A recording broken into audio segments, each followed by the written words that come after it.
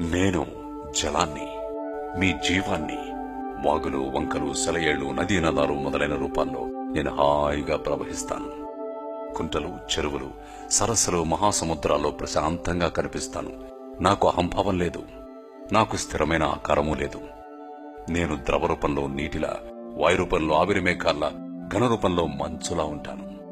నేను ఏ రూపంలో ఉన్నా మీకు ఉపయోగపడుతూనే ఉంటాను. అయినా నాకు అహంభావం లేదు.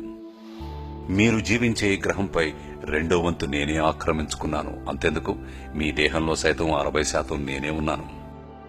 ఈ భూమి మీద జీవం మనుగడ సాగించాలంటే నేను అత్యంత కీలకమైన ఒక మూలకాన్ని. అయినా నాకు ఏమాత్రం అహంభావం లేదు. విచక్షణ లేకుండా నన్ను వృధా చేయడం, అటవీ సంపదను కొల్లగొట్టడం లాంటి పనులతో పర్యావరణాన్ని వినాశనం చేస్తే నేను ప్రతిఘటిస్తాను. ఇది నా అహంభావం కాదు, ఇది నా స్వభావం. మీ సమాజ ఆలోచనలకు నేను ప్రతిబింబాన్ని. సమాజం నన్ను సంరక్షిస్తూ విచక్షణతో వ్యవహరిస్తే నేను ఆనందాన్ని పంచుతాను. సుజల సుఫల సస్యశ్యామల భావన వ్యాప్తికి కృషి చేస్తాను. మీరు అత్యాశకు పోతే నేను అంతరించిపోతాను. మీరు ఆలోచించకపోతే నేను వరదనై ముంచుతాను. మీరు దురహంకారులైతే నేను అడుగంటిపోతాను. మీరు భూతాపం పెంచితే నేను ప్రతాపం చూపుతాను. ఒక్క సునామీ, ఒక్క మంచుయుగం, ఇవి చాలు మీ అంతానికి. గుర్తుంచుకోండి, నేను జలాన్ని, మీలోని జీవాన్ని.